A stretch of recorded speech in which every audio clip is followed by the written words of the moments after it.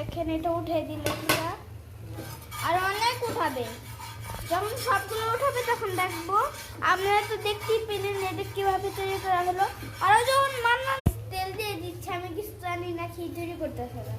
লুচি এটা কোন জায়গায় তৈরি করা হয় লুচিটা?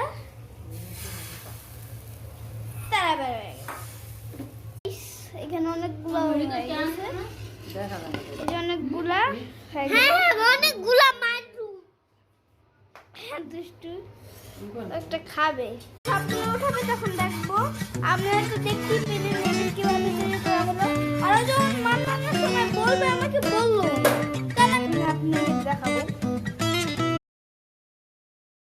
তো বন্ধুরা আমরা এখন খাচ্ছি এটা চাপটি।